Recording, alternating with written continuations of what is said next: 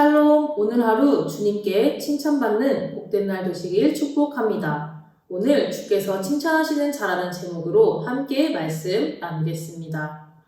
오늘 본문을 묵상하면서 가장 눈에 들어오는 구절이 있었습니다. 18절 말씀인데요. 함께 읽겠습니다. 옳다 인정함을 받는 자는 자기를 칭찬하는 자가 아니요 오직 주께서 칭찬하시는 자니라. 주께서 칭찬하시는 자, 과연 어떤 사람이 칭찬을 받을까 생각하며 말씀을 보았는데요. 함께 살펴보겠습니다. 1절 말씀입니다. 너희를 대면하면 유순하고 떠나 있으면 너희에 대하여 담대한 나 바울은 이제 그리스도의 온유와 관용으로 친히 너희를 권하고. 바울은 1절에서 자신을 너희를 대면하면 유순하고 떠나 있으면 너희에 대하여 담대한 나 바울이라고 소개합니다. 이 말은 당시 고린도 교회 안에 있던 바울의 대적들이 바울을 조롱하고 비방하면서 사용한 표현인데요. 바울은 이것을 역설적으로 재인용합니다. 적대자들은 바울이 이중적인 사람이라고 비난합니다. 고린도 교회 성도들 앞에서는 온유한 척하면서 고린도 교회를 떠나고 나면 태도가 변해 거만하게 큰 소리를 치는 사람이라는 것이죠. 왜 바울은 이렇게 이중적인 모습을 보였을까요? 편지를 쓸 때는 교회의 문제점을 바로잡기 위해 단호하게 가르치고 책망했을 것입니다. 그렇지만 성도들을 만났을 때는 기쁨과 사랑의 마음이 커서 책망보다는 격려, 훈계보다는 권면하면서 온유하게 대했던 것입니다. 대적들은 바울의 이러한 목회적 태도를 꼬투리 잡아 그를 비방하며 고린도 교회를 혼란하게 하려 했습니다. 바울은 옳지 못한 이유로 자신을 비방하려는 적대자들에게 같은 방식으로 대해할 수도 있었을 것입니다. 그러나 그는 육신에 따라 싸우지 않겠다는 의지를 밝힙니다. 3절 말씀입니다. 우리가 육신으로 행하나 육신에 따라 싸우지 아니하노니. 3절에 육신으로 행하는 것은 육신의 상태로 살아가는 것을 말합니다. 그러나 육신에 따라 행한다는 것은 세상의 가치 기준에 따라 행하는 것이고 세상의 자랑을 앞세우는 것입니다. 바울은 자신이 인간적이라는 점을 거리낌 없이 인정하고 있습니다. 바울은 온갖 어려움과 연약함과 실수에 취약한 인간의 육체를 입은 존재였지만 그러나 결코 인간적인 계획과 방법으로 싸우지 않겠다고 단호히 말하고 있습니다. 우리는 이 땅을 살아가면서 어쩔 수 없이 육신으로 살아가야 하는 존재입니다. 고통을 받기도 하고 아프기도 하며 결국 죽음을 맛보는 존재이죠. 그러나 믿는 우리는 육신에 따라 살지 않습니다. 육체를 따라 사는 삶은 영을 따라 사는 삶과 대조됩니다. 영을 따라 사는 삶이란 영의 인도함을 따르는 삶이라면 육체를 따라 사는 삶이란 육체가 이끄는 대로 살아가는 것, 즉 육체의 욕구나 감정대로 행하는 것을 의미합니다. 주께서 칭찬하시는 자는 육신에 따라 살지 않는 자입니다. 세상의 가치 기준을 따르지 않습니다. 오직 하나님의 가치관을 가지고 성령의 인도함을 따라 살아갑니다. 세상과는 다른 삶으로 주님께 칭찬받는 저와 여러분 되길 축복합니다. 10절 말씀입니다. 그들의 말이 그의 편지들은 무게가 있고 힘이 있으나 그가 몸으로 대할 때는 약하고 그 말도 시원하지 않다 하니. 앞서 나누었다시피 바울의 지적들은 바울이 대면하고 말할 때와 편지로 말할 때의 태도가 다르다고 비난하면서 그를 이중적인 인물로 몰아갔습니다. 이에 대해 바울은 단호하게 대답합니다. 11절 말씀입니다. 이런 사람은 우리가 떠나 있을 때에 편지들로 말하는 것과 함께 있을 때에 행하는 일이 같은 것임을 알지라.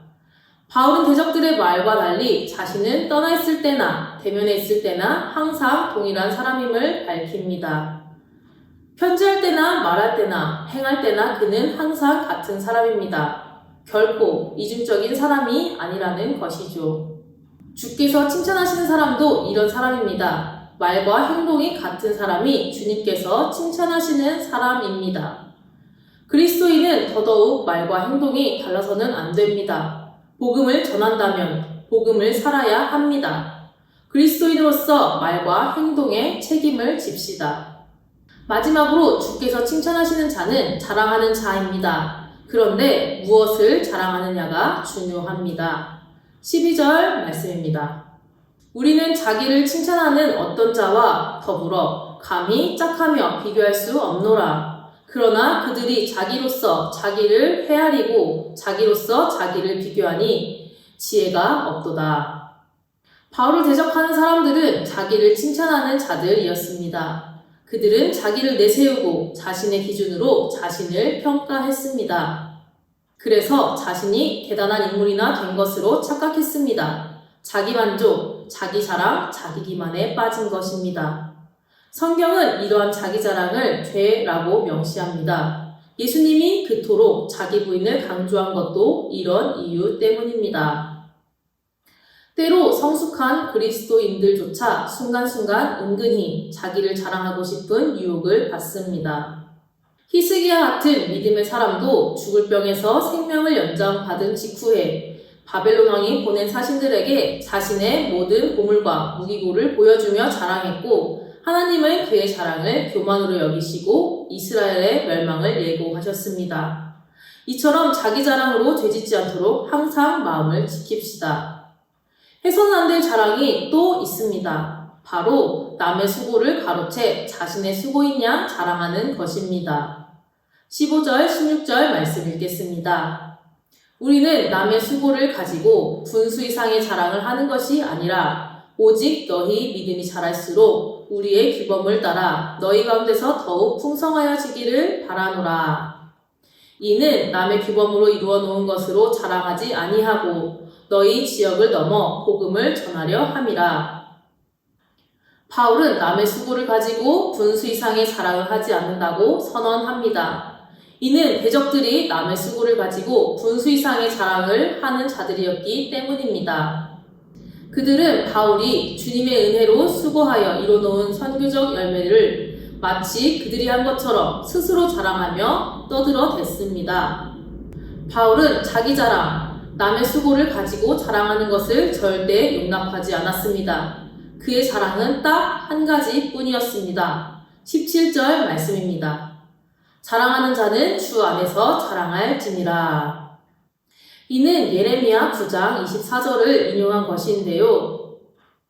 어찌 보면 주 안에서 자랑을 권하는 듯이 보이지만 그렇지 않습니다. 오직 예수님 외에는 자랑할 것이 없다는 의미입니다.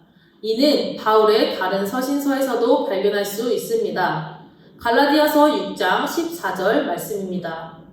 그러나 내게는 우리 주 예수 그리스도의 십자가 외에는 결코 자랑할 것이 없으니 그리스도로 말미암아 세상이 나를 대하여 십자가에 못 박히고 내가 또한 세상을 대하여 그러하니라.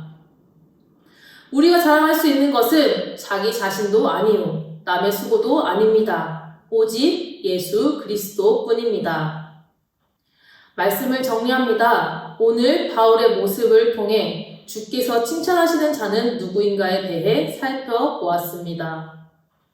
주께서 칭찬하시는 자는 육신에 따라 살지 않는 자, 즉 영에 따라 사는 자입니다. 주께서 칭찬하시는 자는 말과 행동이 같은 자입니다. 주께서 칭찬하시는 자는 주 안에서 자랑하는 자, 곧 예수 그리스도만 자랑하는 자입니다. 우리의 모든 수고를 아시고 칭찬하시는 분은 하나님입니다. 성도의 영원한 상급은 자기 자랑이나 사람들의 칭찬이 아니라 하나님의 인정과 칭찬입니다. 사랑하는 청함의 성도 여러분, 영에 따라 살아갑시다. 말과 행동을 같이 합시다. 오직 예수님만 자랑합시다. 그리하여서 오늘 하루 하나님의 인정과 칭찬을 받는 저와 여러분 되길 간절히 축복합니다.